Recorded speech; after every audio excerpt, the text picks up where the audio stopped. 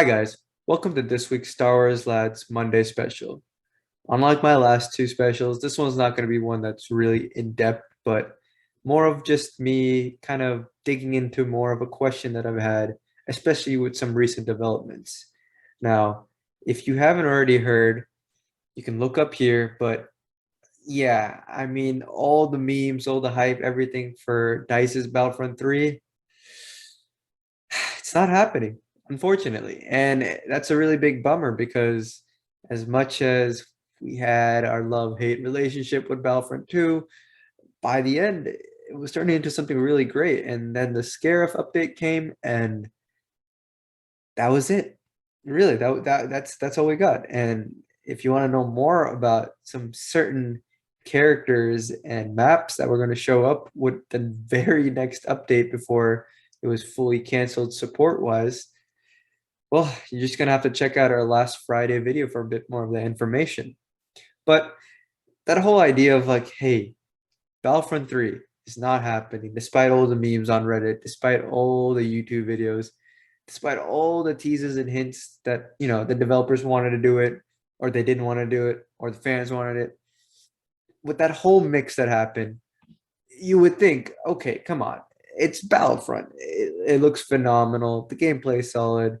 In the end, like I said, Battlefront 2 was very, very good. It just needed a little bit more time. So why not build off of that and get Battlefront 3 out? I mean, we're seeing Halo Infinite right now, despite being, weighed down by the microtransactions and all the modern day video game shooter issues. It has some of the best gameplay for any Halo game since Halo 3. And it's not hard to think that Battlefront 2's refined shooting and flying mechanics, if tightened up a little bit, if adding a little bit more ground to air, or just a little bit more uniqueness to the settings and characters, that would be a game that people would want. But yeah, according to the cancellation up here, you can see that, yeah, Battlefront 3, according to developers, wouldn't have been worthwhile because they need to have a 20% increase in sales to be profitable. And I mean, yeah, I mean, I understand the idea that yes, sequel games typically have less and less returns. That makes sense, but this is basing it off of Battlefront 2, which had a notorious loot box controversy at the very start where people could not grind the game. It was pay to win just to be able to unlock skins.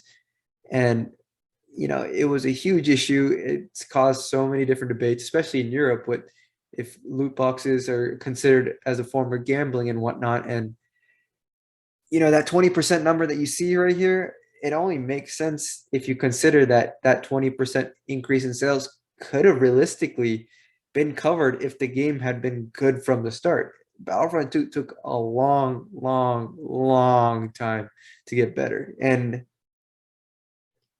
now we're not going to get Battlefront 3, despite, the goodwill that there was for Battlefront 2 by the end. But I know I've rambled here a little bit, but when we discussed this a little bit in our last Friday episode, and just the news here and there that's been popping up, I mean, it got me thinking, like, is this a three-quel issue? Like, do Star Wars games just not have good third games and series second sequels? Like, I mean, it's kind of ironic because when you think about it, you can look at, the original trilogy, the prequel trilogy, and then the sequel trilogy. We have trilogies galore in movies, and there's been rumors of the Obi-Wan Kenobi movie trilogy and, a KOTOR trilogy, like it makes sense that, hey, if we're doing it so well in movies, why is it such a difficulty for this to happen in, video games? It would make sense that it'd be pretty easy to happen, but apparently not. So I had this idea kind of spring up just based on that news and my own disappointment from the Battlefront 2 cancellation of support and then the Battlefront 3 news that just dropped. But yeah, I mean, it made me go on a little bit of a quest to dig in a little bit deeper and see, hey, is there really a three-quel issue? So I know there's been a lot a lot of games in Star Wars and its illustrious histories from the days of the arcade machines in the 70s all the way to, the mobile games of today. Like on anything that is a console, on anything that's a handheld, there is a Star Wars game. So don't get me wrong, we have Star Wars games galore, but we don't really have too many part threes of any series. And an immediate counter for a lot of you guys watching this video is going to be Rogue Squadron 3 Rebel Strike.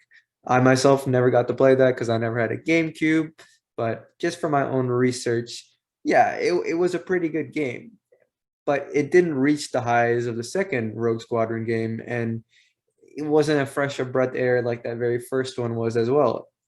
And I mean, a lot of people do complain about a lot of the ground missions that happen. And as good of a game as it was, there's not that much of a reputation that is more positive or long lasting than Rogue Squadron 2 or 1. So, sure, it's a good game. You can't expect the third game in a series to be the best game always necessarily, but yeah, if you're going to use an example against me, there's your direct counter. So what about Jedi Knight 3? Didn't we get a Jedi Knight 3 game? Technically, no. I know. Look, Jedi Knight 1 and 2, the Jedi Outcast game, Dark Forces, all those things, they follow Kyle Katarn. And Kyle Katarn is in Jedi Knight, Jedi Academy, right? Like, that's the third game. Not really. I mean, look, there's a lot of things ported over from the game play on the Quake machine, on that Quake engine, which was already kind of showing age by the time Jedi Academy came, but the story and the settings and everything were really awesome. And the combat was still, to this day, probably one of the best, focus especially on melee fighting that we've ever had in Star Wars. But the thing is, we're not playing as Kyle Katarn. We're not stealing no Death Star plans. We're not in the Hidden Valley. Nothing like that is happening. He's just another master, another knight at the Yavin Masasi temple alongside Luke. He's an NPC. So yeah, I mean, I guess it could have happened, but like, look, I mean, that's Jedi Academy. The thing that you're thinking about is Jedi Knight 3, Brink of Darkness. And, that title was only announced like days later in like an old manual talking about like canceled video games and things from Lucasfilm and LucasArts as a whole. So, yeah, I mean, if those are the two ones that you got on me, you got me there. And if there are other games, I might be wrong. I mean, I did, this is a quick, search and a little bit of a small deep dive on Wikipedia, but I would think that they would have all the main games, the notable games that, a lot of people clamored and bought throughout these decades that could be considered as a threequel. But, other than these two examples, there's just a lot of cancellations. I mean, okay, even before I go there, yeah, there is Lego Star Wars 3, but even though it is the one game that I did get to play of these threequels, it's not great. I mean, look, it has the fun old school, Telltale games version of just talking without actually talking, where they make noises. They kind of enunciate words, but not really. It's more about just like the funny faces that these Lego animations make. And like all that stuff is wonderful. I mean, we had Complete Saga, we had the original Lego Star Wars, the original trilogy. That was wonderful. That's all great. But Lego Star Wars 3 was not like the next thing. Lego Star Wars 3 was just like a tie-in to the first two seasons of the Clone Wars. And yeah, it's fun to play some of that stuff. There's like a whole clip of like Heavy, which I mean, I'm not gonna link it here, but Heavy from the Rookies episode. He has such an emotional depth, but these Lego games are so good at taking some emotional scenes and making them really funny, and they don't miss here.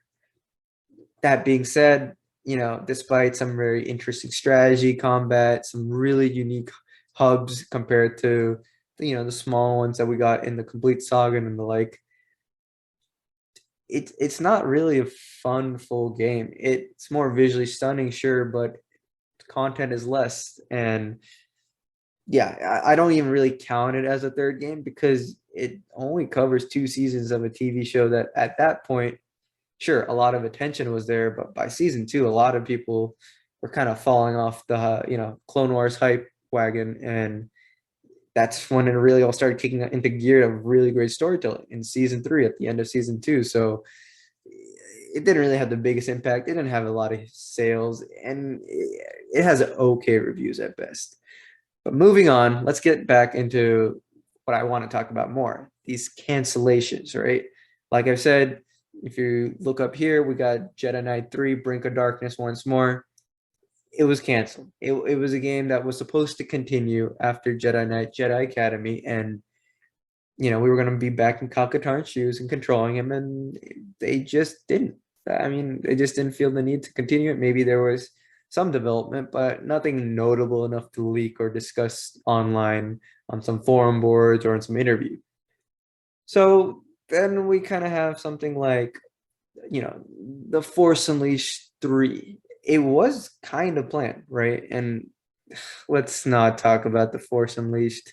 I I look, I know there's fans. I really understand. And it's very fun to just be a complete boss level forced chaos bomb that's just walking around and wrecking havoc. Sure, it is fun to play as, but the first game was short and it seemed like it run its whole course. And then the second game happened, and you're just like, yeah, there wasn't anything there. It's notoriously short. The combat was not that much more improved. The story, short as it was also very silly, very dumb, and there wasn't much redeeming about it, right? So, yeah, they wanted to do The Force Unleashed 3, but then George Lucas was already starting the process of selling Star Wars over to Disney, and a lot of games that at this point at LucasArts 2000s history, especially that later half in the early 2010s, were just cancellation after cancellation after cancellation. So this, along with this notorious Star Wars 1313, just got canceled, got thrown in the trash bin. All right. So what about another game? Let's talk about the original Battlefront 3. Free Radical made Battlefront 1, which had some really awesome squad tactics and was a great shooter. Battlefront 2 came out and added a lot of prequel maps and a lot more playable heroes and villains. Heroes versus villains on most obviously is probably one of my favorite just game modes ever, right? Conquest, all these things. They were so fun. The campaign was great. I have so many childhood memories of Battlefront 2, but Battlefront 3, it's had things kind of leak out there, some, sky to ground, ground to sky modes where you could literally transition to different levels of the battle.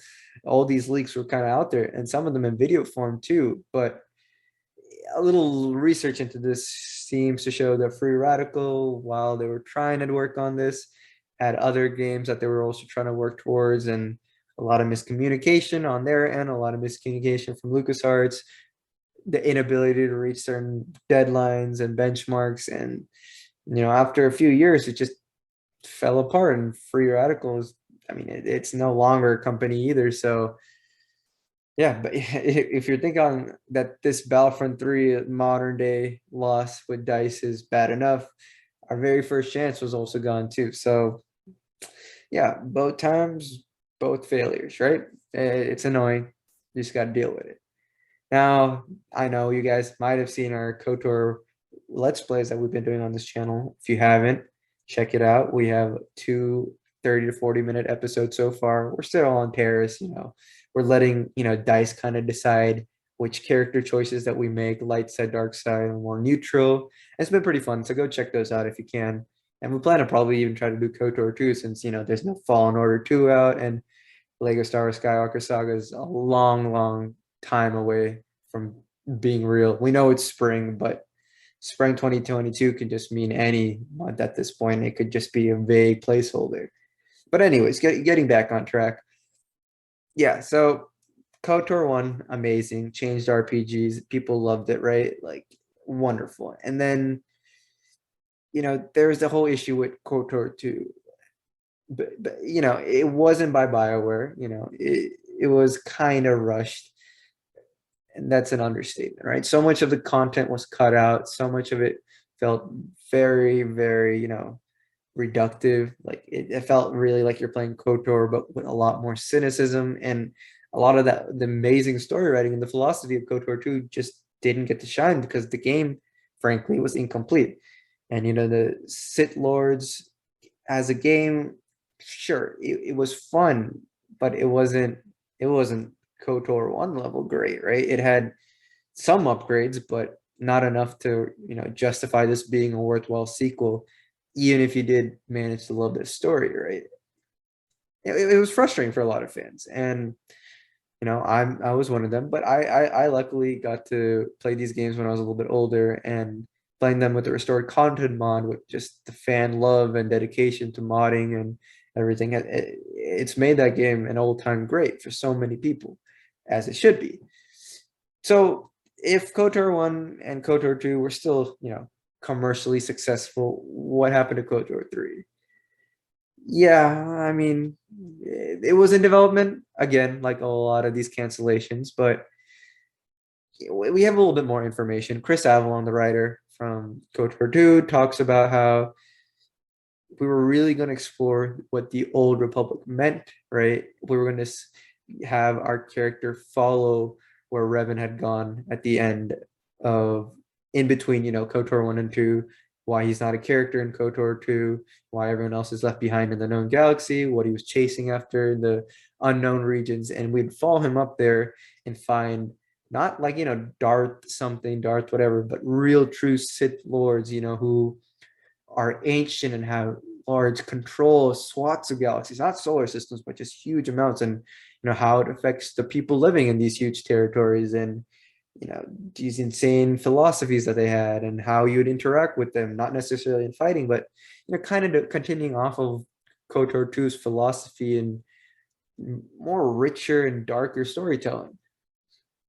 But again, canceled, and within a year or two, BioWare was suddenly working on an MMORPG that ended up being Star Wars: The Old Republic, which, while still around, is no KOTOR 3. And I know so many people to this day, they've come out with their own versions of like fan mods that have their own content.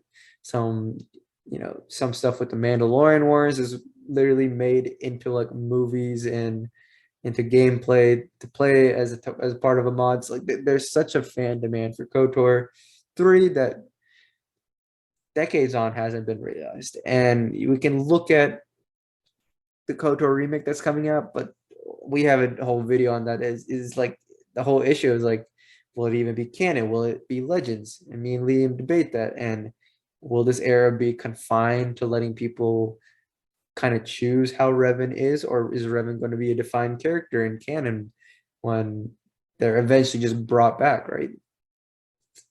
It's a lot. It's hard to ask, and just a lot of this video to me is just rambling to you guys, but it is full of disappointment too, because even though I don't do a huge deep search, even though I haven't played the game, I've only seen a few clips here and there of all of these predecessors and all those things. The fact that we just can't get part threes of so many series and Star Wars games throughout history is frustrating. Like, it's already bad enough being a Star Wars fan with how EA has handled that license, that whole exclusivity license. The only thing that I could say was truly amazing was Fallen Order, and to a degree Squadrons. But I mean, this thing has been going on for decades, right? Cancellations have been part of the LucasArts DNA for so long that, now that I've done my research and told you guys about these things, like, I mean, will we ever get any good trilogy worth of games? I'm not sure anymore. So yeah, it's a little bit of a sour note to end, but I hope you guys found a little bit of this deep dive trivia history Monday special to be interesting, because Star Wars fans deserve good trilogies worth of games and not just movies. So hopefully one day people can look back at this video. I could look back on this video and be like, ha, boy, I was wrong. We got an amazing trilogy of Fallen Order or something else. But For now, the jury's still out, as it's been for decades and decades. Thank you very much. And this has been a Star Wars Lads Monday special. If you haven't already subscribed to our channel, make sure to click subscribe at the bottom of this video and like this video to help our content get out there for all sorts of Star Wars fans who are interested in gaming, books, movies, theories, everything. We cover as much as we can, and we're developing content for you guys to check out in the coming months that we hope that you really do enjoy and really allow us to make some more unique things for our channel. Now, if you haven't already subscribed to us with notifications on and liked our video, hopefully you're listening to us on our podcast already. So, and that comes out every Friday usually, and we're found on Anchor, we're found on Spotify, we're found on Apple Podcasts, and a whole variety. So, find that link on our Instagram. Make sure to follow us on Instagram, follow us on Facebook, follow us on TikTok. We're gonna have a lot of content coming out on all those platforms, and that's usually where we update you guys. So make sure that you're following us there too, because the Star Wars lads likes to use a lot of different platforms and to the best of our abilities. So if you can like, subscribe, follow, do everything possible, we would greatly, greatly appreciate it. So we can come out with some of these more unique videos and specials like we do every Monday.